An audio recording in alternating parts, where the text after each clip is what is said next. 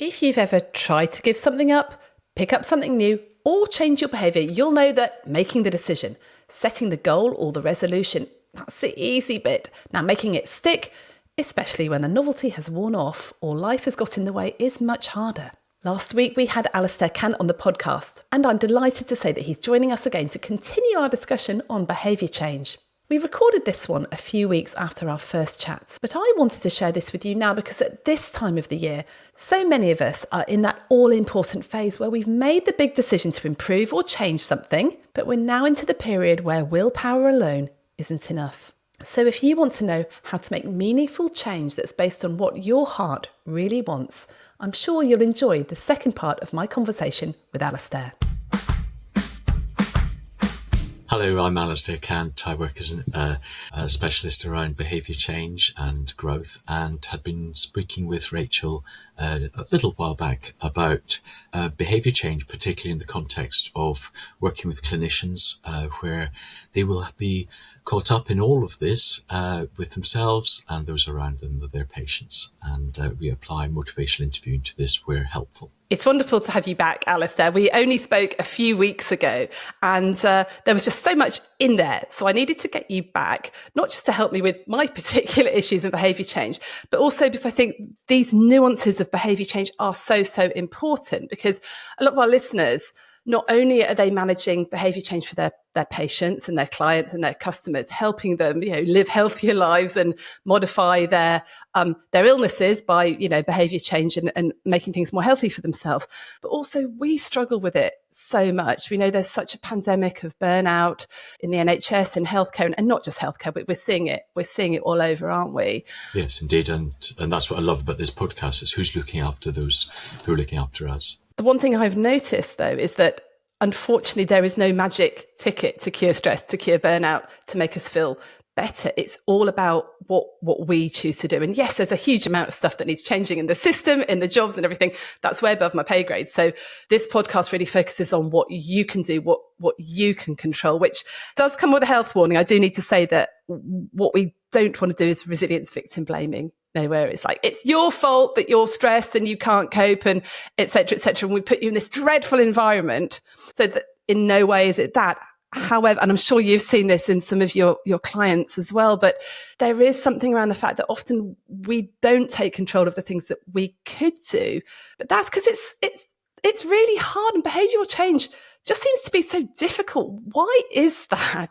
Yes, I think you've described something very, very well there. It can feel overwhelming. It's such a big thing. There are so many uncontrollables that we then give up on what we might control for ourselves. And into all of that is this dynamic whereby we often are aware of things, but we externalize them, and it's all going on out there, and it doesn't feel that we can attend to the things that are really close in. And that first thing is just being aware of it. Oh, this is what's going on for me. So, for example, in my work with clinicians, and I'm sure you'll experience this, that listening out, as I was doing with you, I'm listening very carefully, not just to words that are said, but what's behind it. I'm listening also for emotion. What is going on. So I could hear at times that some things you were saying, but your heart wasn't in it. There's no problem about that. It's that you get a buzz from your work, and sometimes you want to keep on going because you're enjoying it. And yes, there are other things to be done which are a bit more boring, but let's get honest about it with ourselves. And that's partly what I'm trying to do, is draw out what's really going on. So, for example, sometimes the emotion is fear with clinicians. They are fearful of consequences, of overlooking things, of being taken to tribunal, whatever it is. Let's get real about that, because that can take the pressure out a bit by just firstly acknowledging it even before we do anything. Do you think there's other fear? So yes, we've got a lot of fear about being sued, essentially, about, how do you say no? And someone might quite literally, if you say no or you set boundaries around your work, there might be really, really serious consequences. Sometimes I do wonder, though, if we've got a bit of a fear of, well, if I do set boundaries around my work, let's forget about what other people think of us and whatever.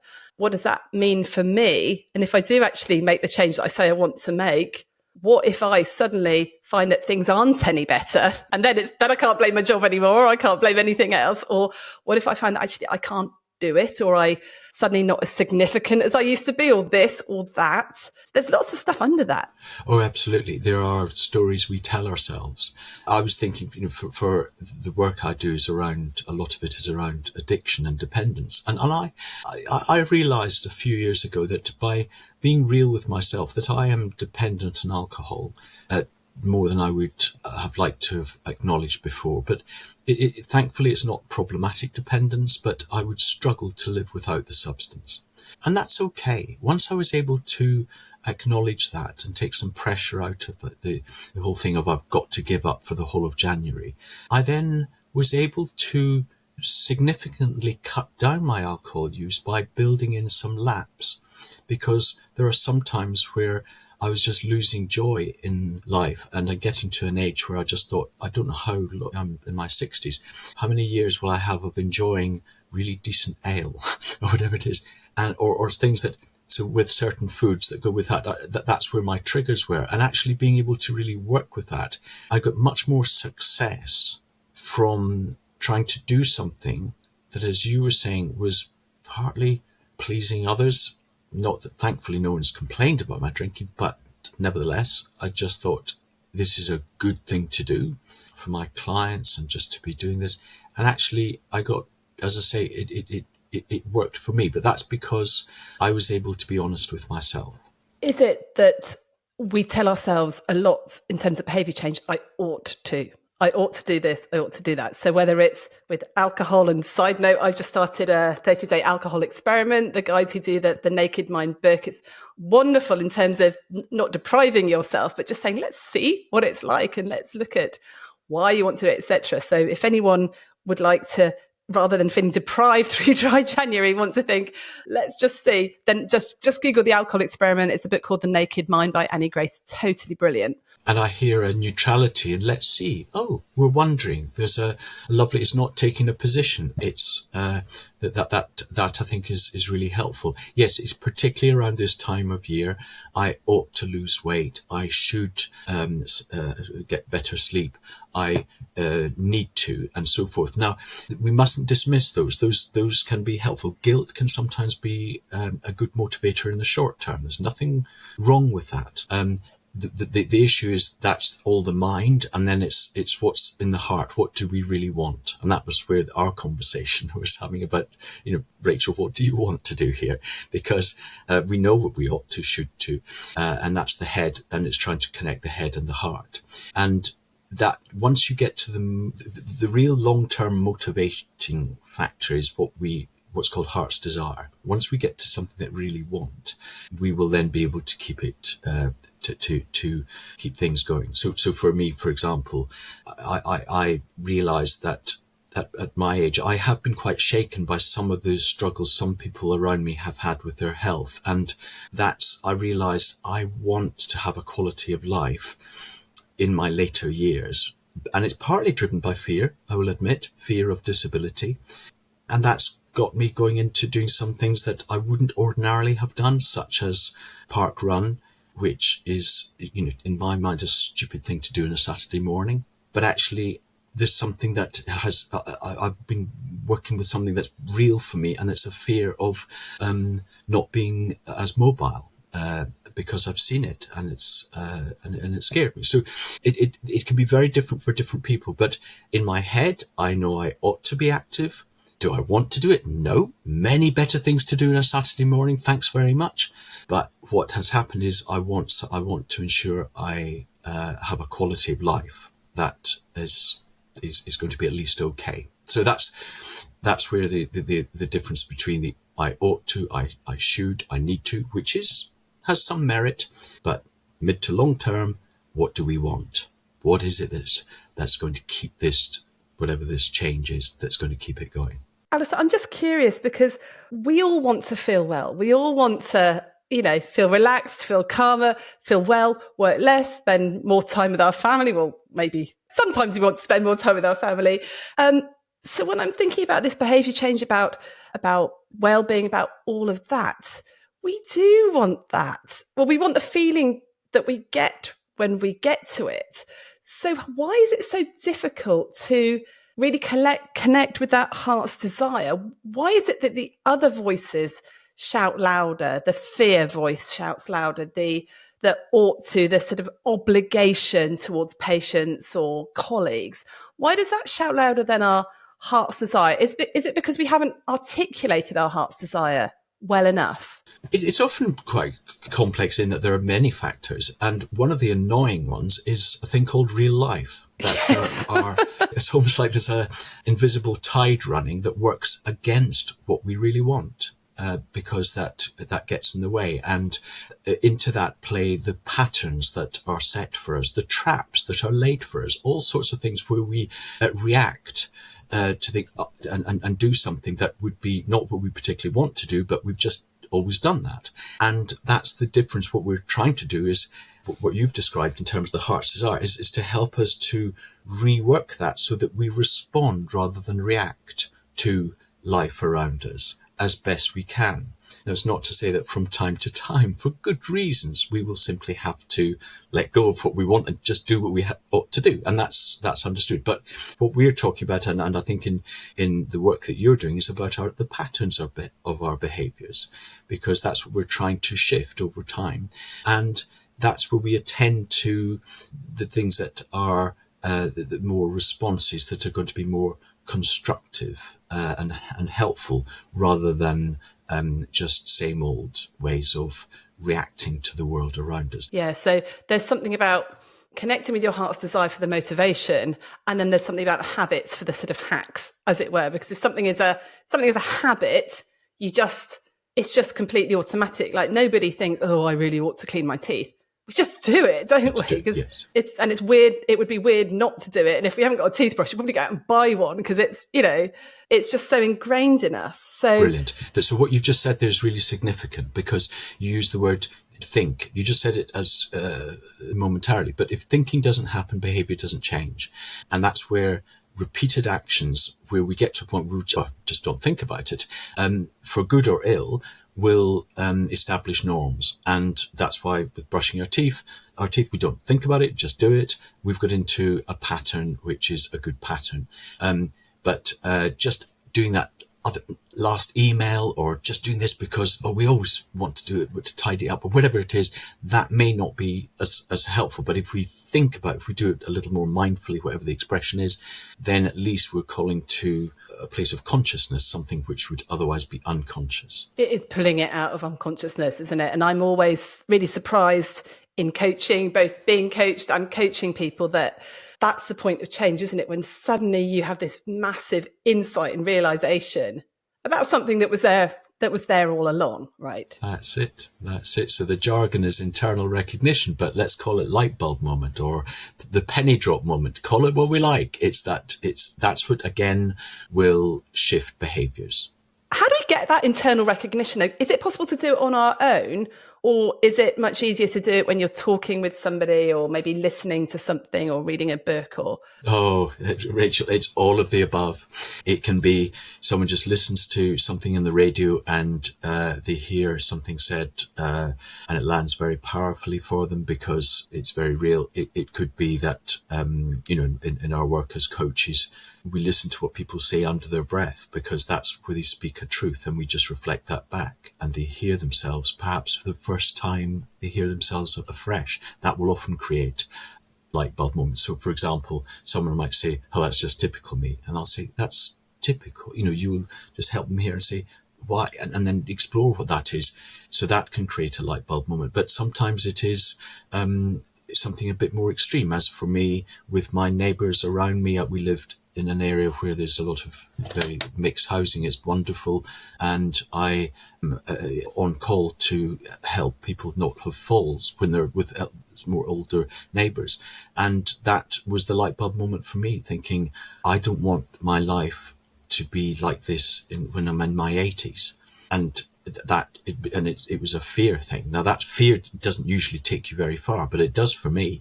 It's for certainly. So different things for different people. I'm afraid there just is not an easy answer to that. So sometimes clinicians will be tempted to say things that sort of put the frighteners in people. It will work for some, it won't for others. It actually works for very few people, I would say. Because I think that's where the guilt then comes in. The oughts. Yeah, I know I ought to do this, do that, cut out sugar, do this, do park ride every week, whatever. But, at the moment, I don't really want to do it. But you're absolutely right. And it fuels two things particularly. One is this sort of adult-child relationship, doctor-patient, but also it's simply short-lived. If we can start off because, I'm scared, I'm good, that doesn't last long. Just like we know that with the police that have monitored this, there's lots of research about when people pass a road accident, they will tend to slow down for a certain number of miles afterwards because they've been shaken and thinking about their own speed and so forth, and that doesn't last long. So they have a fright, but they go back to the old patterns that we're talking about of speeding, perhaps. Patterns. It's all about patterns, isn't it? So much is, yeah. Right, let's see if we can spot some patterns in me. So last time we spoke, I was talking about wanting to put some boundaries around my work. And before I carry on, I just want to put another caveat in that I'm obviously in a position, I'm not working on the front line currently. I'm not seeing patients. And I think it's much, much more difficult when you have a sick patient at your door, extras that need seeing, urgent paperwork. So I just want to caveat that. And we do have a talk all around how to say no when someone's going to die. And one of the things in that talk is, well, if genuinely you say no and you stop working, it's going to cause severe patient harm, then don't say no, do something different.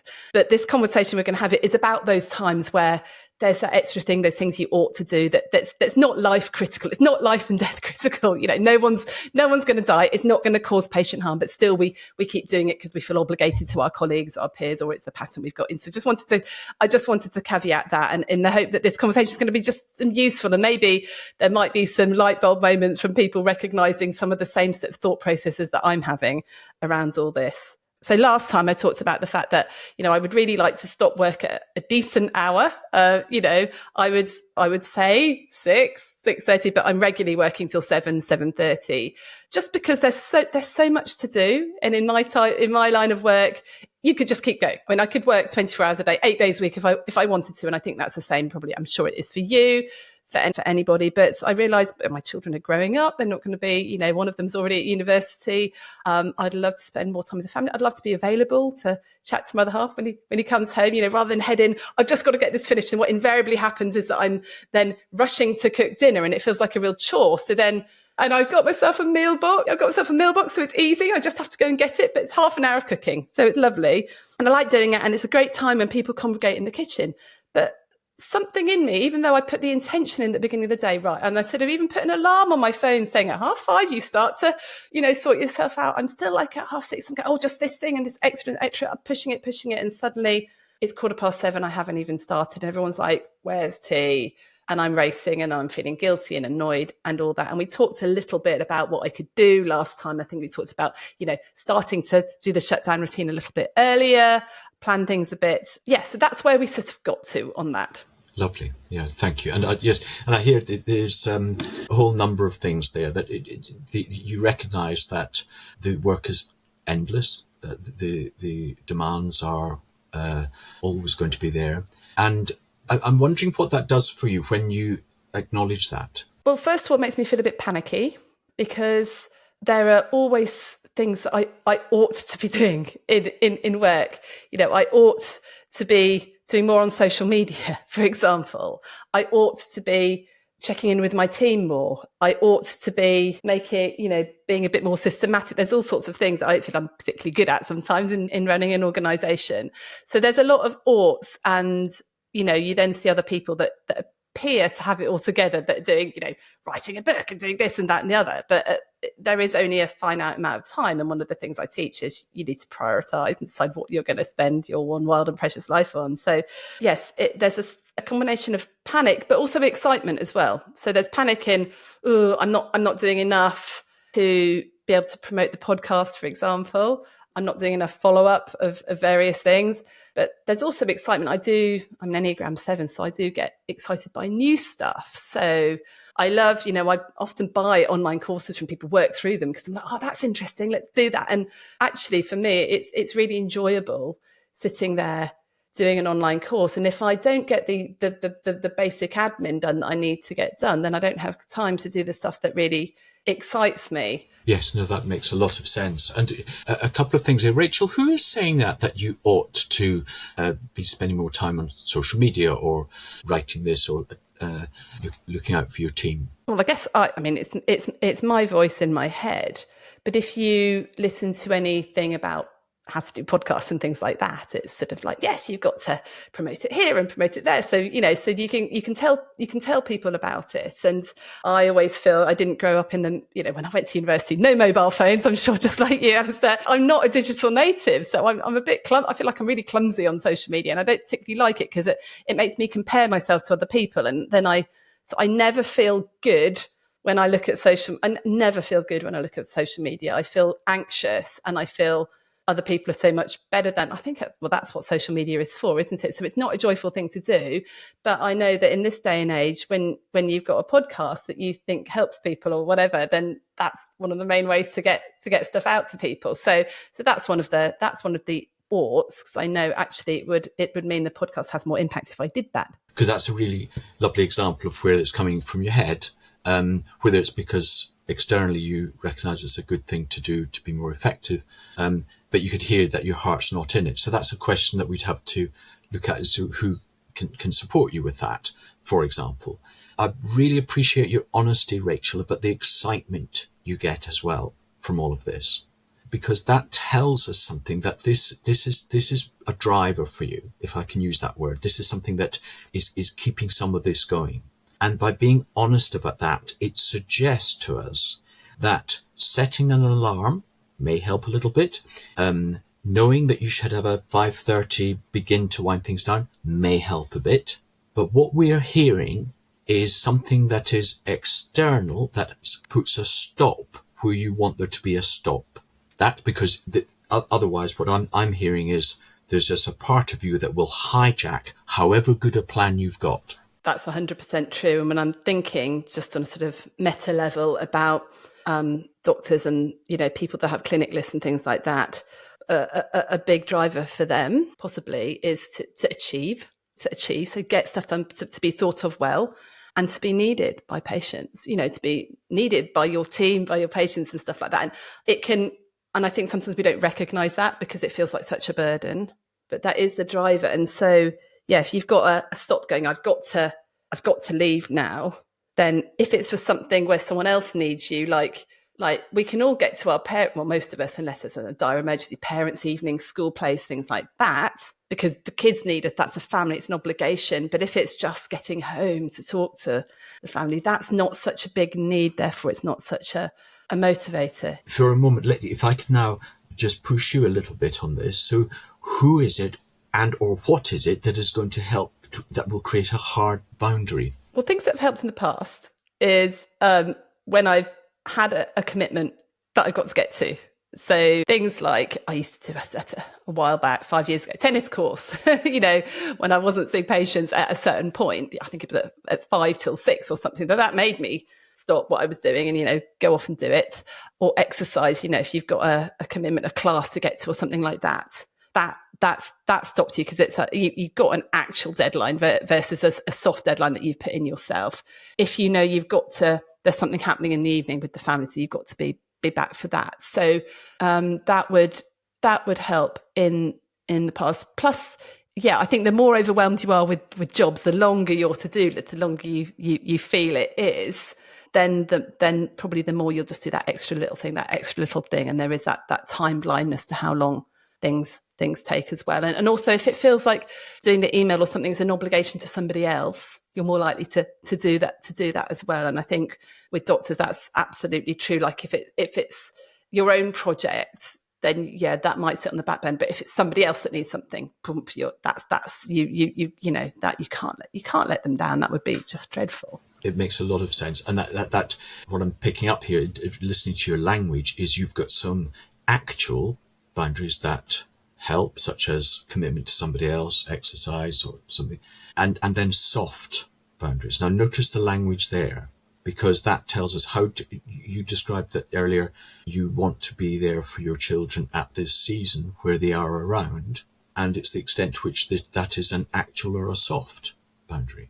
That's your choice. Yeah, that's interesting, that thing about the soft boundaries, because when you've got the soft boundaries, and you tend to have soft boundaries with things like maybe friends and family, where, you could go and meet them, you don't have to, or family just going to be there in the evening, that feels like something that can be broken. No one's going to complain at you. But if you break it enough times over 6 months, then you've broken your own hard boundary type thing. This is what you're dealing with, and that's why this honesty about it is so important, because when there's an excitement about the work and a sense of commitment to other people, to attend to an email and all sorts of things, then given what you've described, there's no way that you're going to keep to some of those soft, but it's just not going to happen. Let's get real about it and stop angsting over it, or choose to do something different that would work for Rachel Morris in creating different boundaries and patterns to make it what I call, the jargon is a hard stop. It just says, that's it. And the question is, who would help you with that? Yeah, no, that makes sense, because the reason I am not saying anything, I'm just thinking, how on earth would I do that? Great question. You ask yourself a really pertinent question. How would you do that? And that's where then you can work out small and bigger ways of making that happen. Now, I put it to Rachel, I think perhaps you're already doing some of it. And this is what tends to happen, is that we overlook some of the success because we just see it as because the lapses tend to have more authority in our lives than the successes.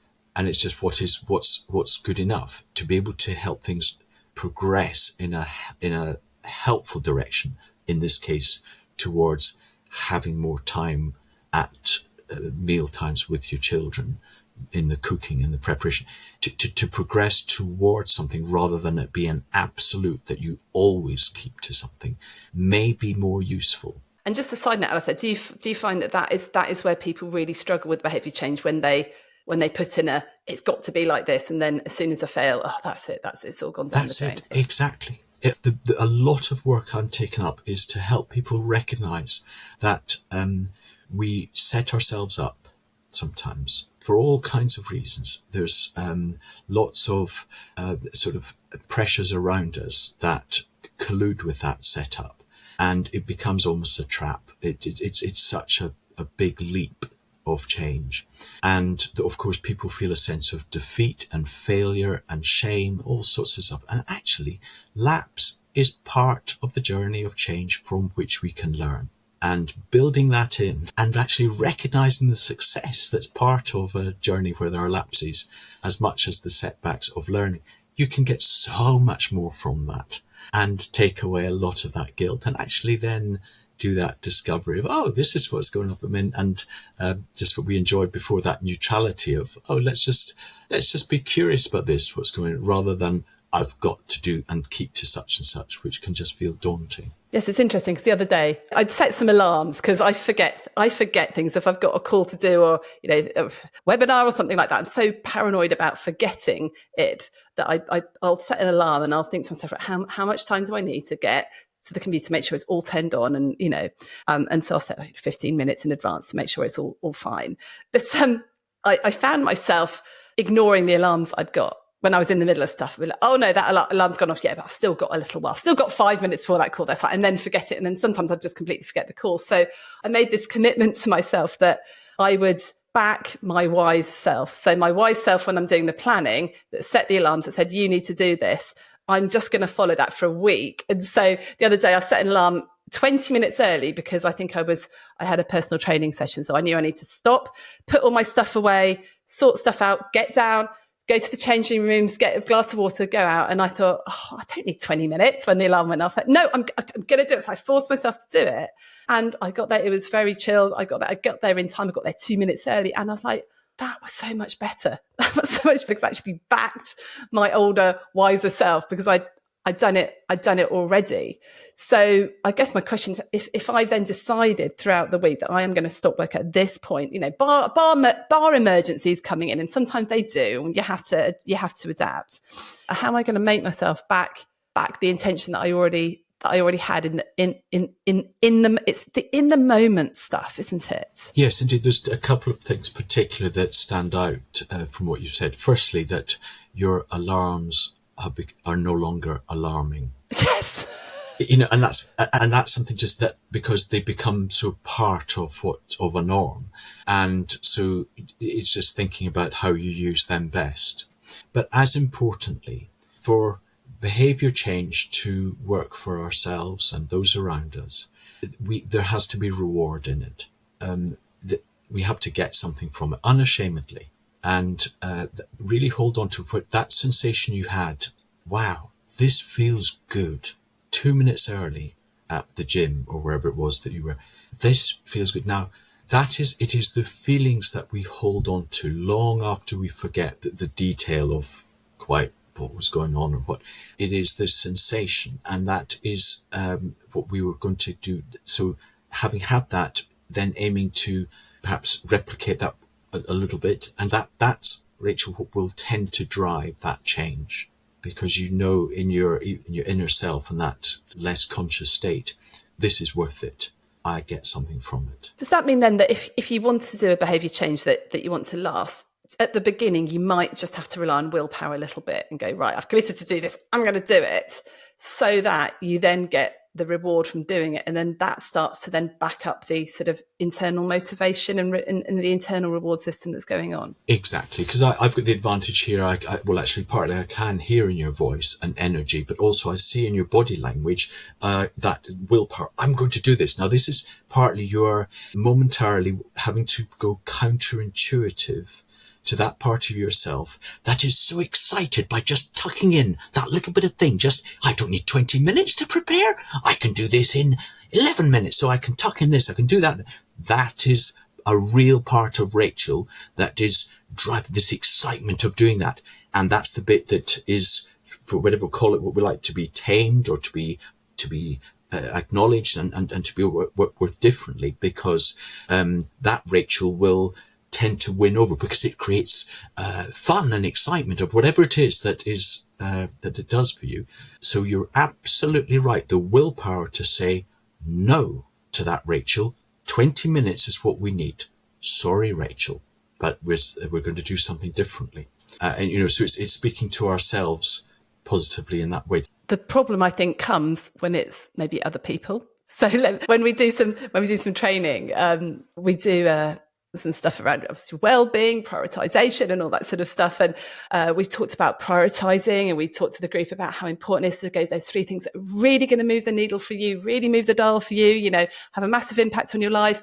And then we give them a scenario of, right, okay, that you've made a commitment to go swimming. You've had a really long day. You've managed to finish your list, whatever. You've done half an hour of paperwork. You have just shut your computer down.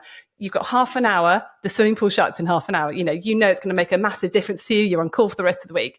And your colleague comes in and they says, they just want to talk. Can I talk to you? They've been thinking of leaving, but they've had this conversation several times with you before. It's not a big deal. You could talk to them tomorrow when you're fresh, blah, blah, blah. How many of you would just stop and talk? And at least half the group no, I still would stop my swimming or whatever. And I think that is the issue. We can know ourselves, but as soon as other people get involved, that sort of guilt and the wanting to please, but it's not even a people pleasing thing. It's more of a real compassionate thing. We're all people pleasers. That's the way our brains work. But it's that real compassion. I want to be there for my colleague. I want to help out. And I think that's what derails us so many times. I've committed to do the park run on the Saturday morning, but my kid needed me to take them somewhere because I just wanted to be a nice mum, or someone else needed me. So I did that. And then I've completely lost that commitment I had to myself for that thing that's actually going to be better for my kids in the long run, or my colleagues in the long run. Yes, it is hard, and I appreciate you recognizing that it's not a casual labeling people as being people pleasers. This comes from a place of compassion for another, and I think it's in that moment. This is why with behavior change, preparation is even just working out. Some things are likely to happen. So what we picked up from that example you gave there was that has happened before. So this colleague has come to a number of times. What do we do when that is? Because there's compassion to them, and compassion to ourselves. So, for example, in that moment, I would try to be really positive and say, this is really important. I want to make sure I can give this some space and time. And then then it's being compassionate. So that's the compassion to that person and compassion to yourself. I can't do this now, but I want to do this and it's important.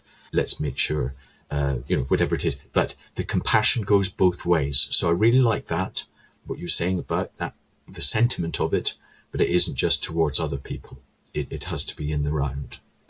There's more we could say on that, but I think a lot of it is, if we don't plan for these real life scenarios, then they will trip us up, because what you described was a classic reaction. Oh, that's awful. Okay, let's sit. And before we know it, that precious half-hour window has gone. And that's, if we plan, we're going to build it into the plan. So you'd get people to maybe list out all the different things that might stop them, or some of them. I mean, it may be unrealistic to all of them, but you could think about it. And I will admit, as a parent, I practiced some phrases with my children because it was endless, some of the demands. Yes. And I would say things such as, and I know it sounds a bit of stock phrases, but look, what you've said is really important, and I don't want to be distracted. Now, I can't deal with it now, but let's talk about this after we've watched whatever it is we plan to do.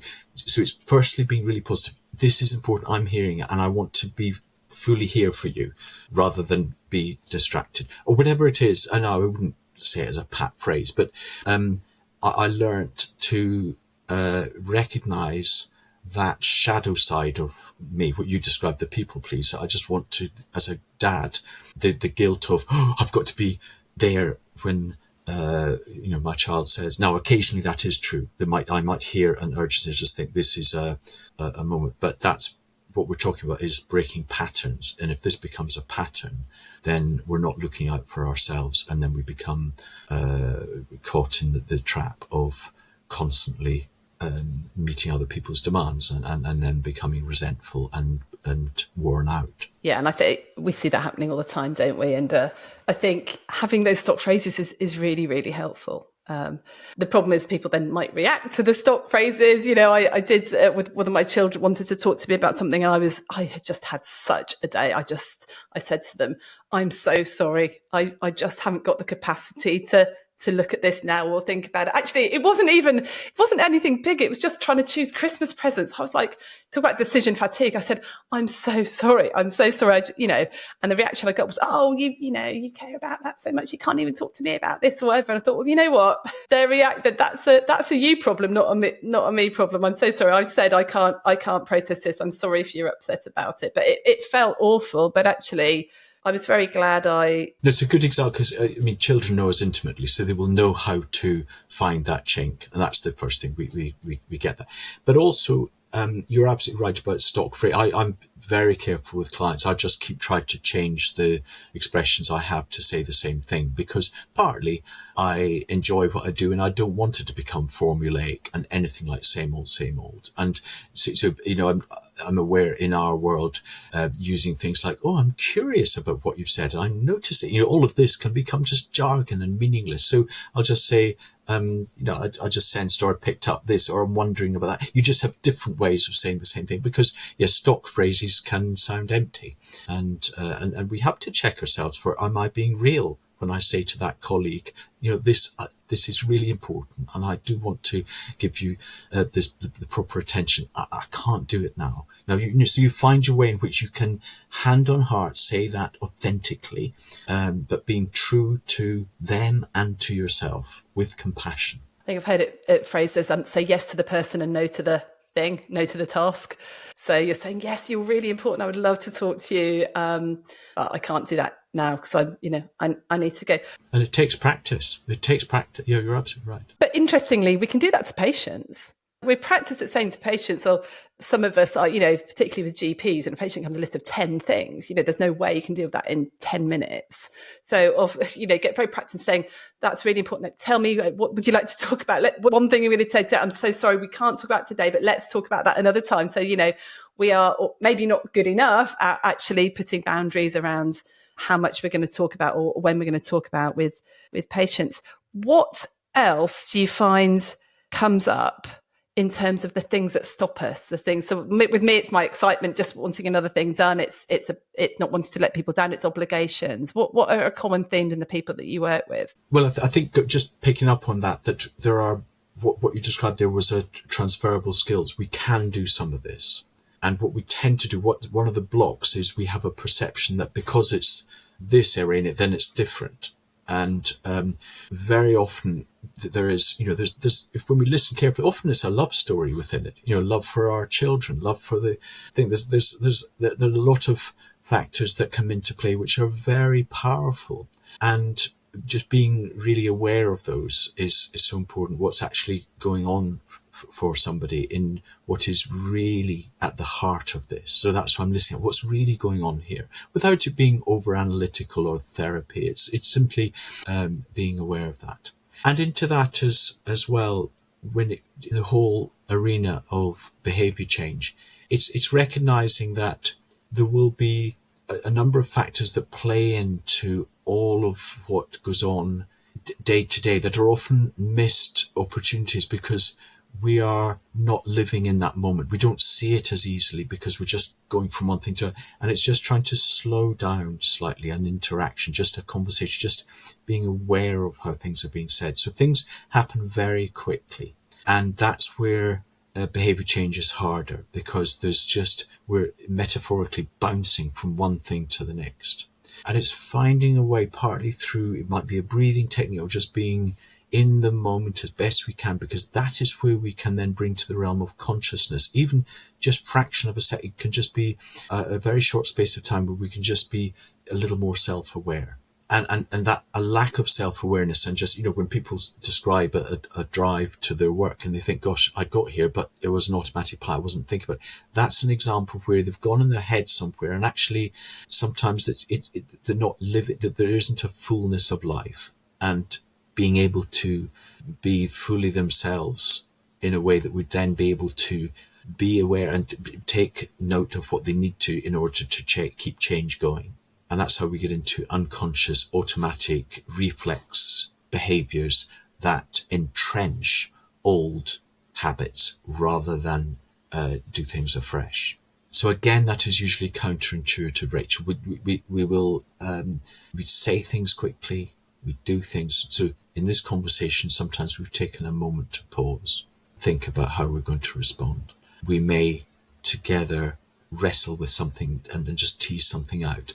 And we achieve insights in ways that save time by doing it that way. That's the fascinating thing, rather than ping-ponging with lots of different ideas. And it can often, when conversations are kind of not quite competing monologues, but they're just lots of monologues that actually aren't as fruitful as they might be. And that's as true when we're with other people as sometimes with ourselves. And I love the way you've brought that into this conversation. We talk about taking the pause the whole time. When you're in the corner, when your amygdala's flared up, just taking that pause to get yourself back into parasympathetic, think about, what do I really want? Being conscious of your reaction rather than unconsciously saying, yeah, sure, let's have that conversation now, and I'll forget about the swimming I was going to do later. But even taking a pause, going, can you just give me a second? Go, so get yourself out and just think, what do I want to do? What's the right thing? Well, not what's the right thing to do. I don't like the right and wrong. What have I decided to do here? And how can I be compassionate to this person? How can we both get our needs met and in the thing that I need to do? But you're right, when it happens so quickly, it does. And I really like that expression, just to take a pause. It's something about an inner permission, just to allow ourselves just a moment or a pause. I was working with a fantastic head teacher that she would describe, when this is a slightly related but connected thing, and she'd say, let's treat ourselves. She would say to the whole school, let's just treat ourselves to a little perspective here, because everyone's going to lose. So we can somehow get into reaction because we lose sight of a perspective. We feel overwhelmed. We don't give ourselves that moment to just stop and think. There's all sorts of things that go on, and allowing something different in the space just momentarily can be so helpful, as you've described. I love that phrase. Let's treat ourselves a little perspective, because that's like a real. It is a gift. It's a real gift, isn't it? It is. Yeah. So during this conversation, I've just realised how much behaviour change really is about being able to grab onto the long-term perspective in those short-term moments where everything is telling you, I'm too tired to do this, that person in front of me needs me, I've got to react to this and that. But then being able to bring those long-term perspectives to the forefront. First of all, you're needing that light bulb moment. What did you call it? Internal recognition. Internal recognition, or like, of what the long-term perspective is. Because unless you've got that, there's no point. There really is no point. And actually something that really matters to you. But then being able to access that all the time, even when you get the lapses in life and the emergencies and all that stuff. That's fantastic. And I think you've articulated that beautifully. And the one thing I would say is that, often, again, we just say things like, oh, there's no point if it's not long term. Of course, short term, there is some point. We can salvage everything. We can get some treasure from almost everything if we're willing to look again at it, just with a sort of care to ourselves. But what you describe is absolutely accurate there. Yes, it's the long term that we're working to, because that will be what really creates change.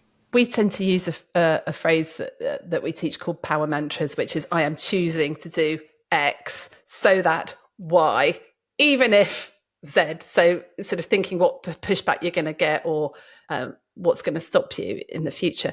Have you got any sort of quick phrases or quick hacks that you help people with to bring to mind those long-term decisions and commitments that they've made to themselves? I'm a bit of a one-trick pony in that there's many things I have, but because I work very live with people, there's very little I can draw out of a hat, if you like. It's just, I don't have many of these wonderful expressions, but it gives me a situation, and I will help people find or articulate something that's going to be useful. And it may come from an example I have, as we've had a few things along this conversation. But in a way, Alasdair, I guess it's actually much more powerful if the person comes up with it themselves anyway, isn't it? We know that from coaching. People need to come up with their own why, and probably their own thing that's going to just mantras, whatever they can use for themselves. Yes, I think you're absolutely right. And that's with metaphors that they just live and breathe for themselves. Metaphors.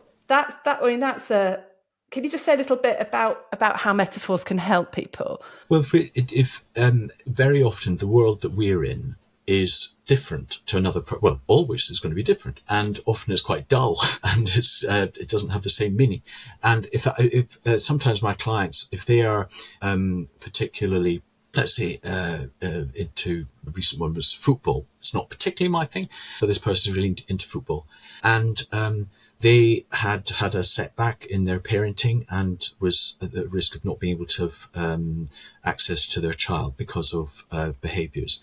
And they were feeling like giving up. Now, what I was able to convey, just to help them work out that their tenacity as a football fan, they're keeping in there when they can have a few wins, their team has a few wins, and then they have a setback, and yet they stay in as a fan. And in parenting, things occasionally will go wrong, and it's what they do with that to then get back in. Now, making a connection through football really spoke to that individual, because it's their world, it's not mine, and they will then create something. They then took that on and said, they recognized a quality they had about their ability to stay in against the odds, that tenacity, as I was describing, just a sort of level of commitment, and that they could translate that into noticing actually they can also do that as a parent. They had already been doing that as a parent, but somehow had seen it too much as a chore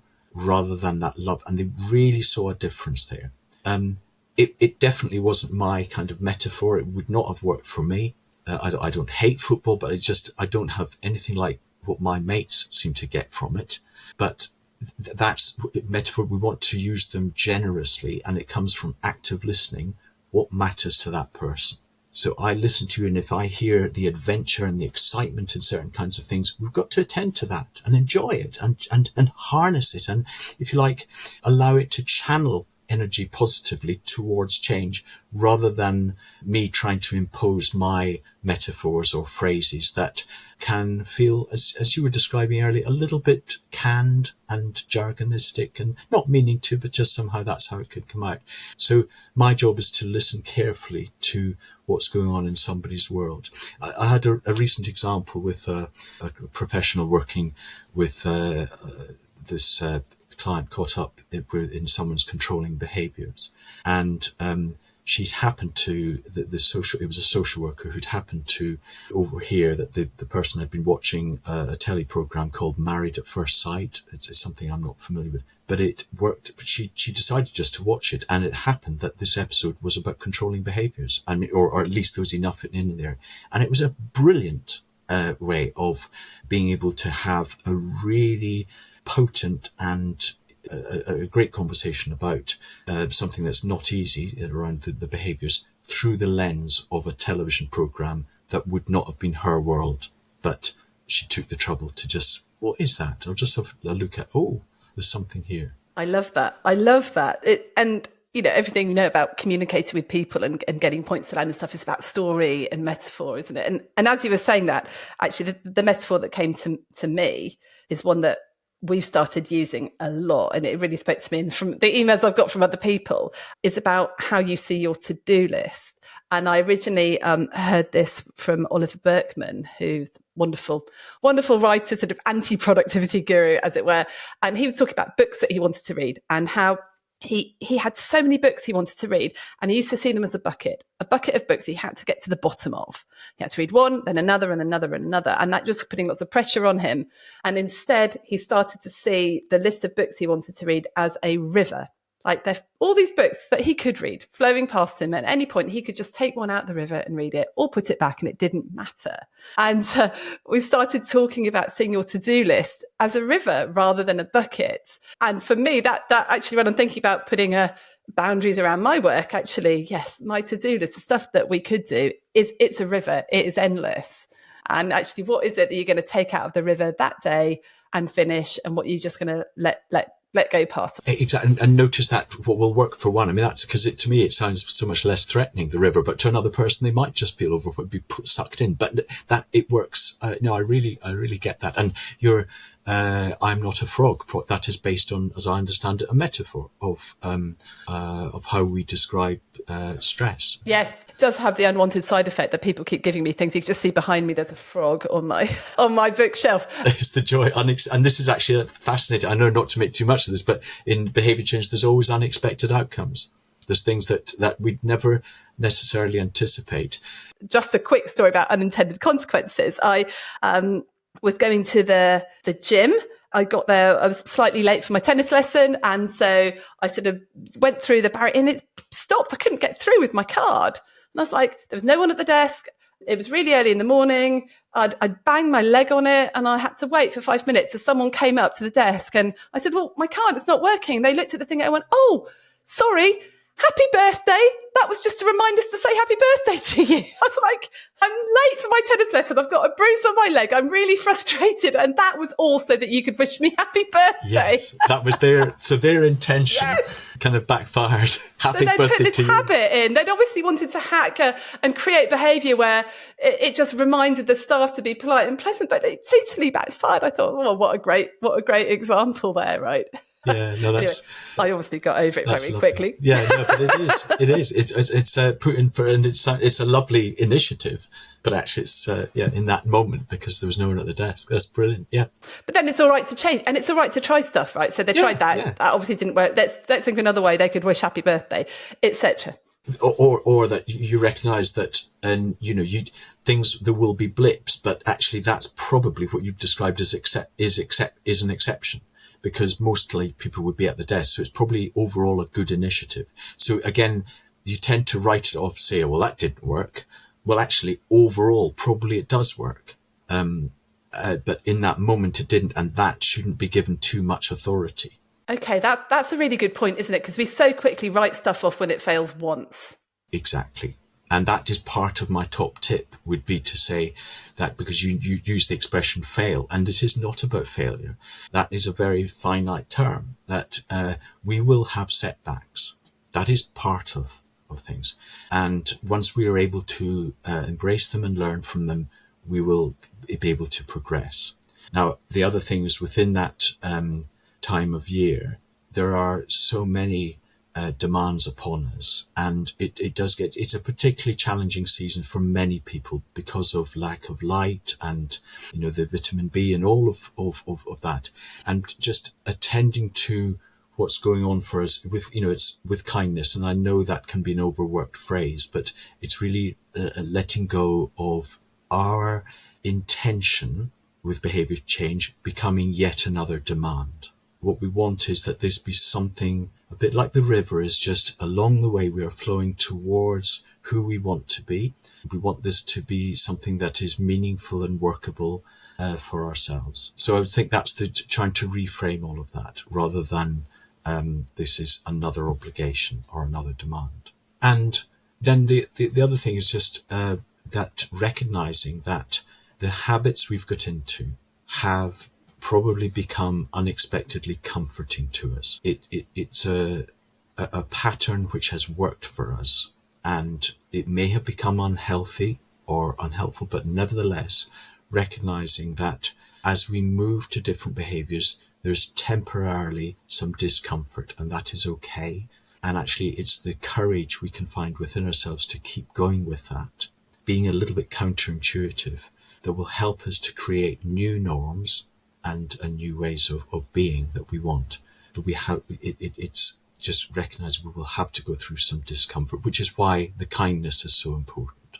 I love that, and I think that is so important, because when we experience a discomfort, we're like, well, hang on, this was supposed to make me feel better, but it's actually making me feel worse in the short term. In the short, exactly, and it will come good. And I think that thing about being comfortable, these habits are unexpectedly comfortable. So, going back to yours with getting the excitement out, just that little email, it's a comfort place. It's what you're used to. So yes, you're absolutely.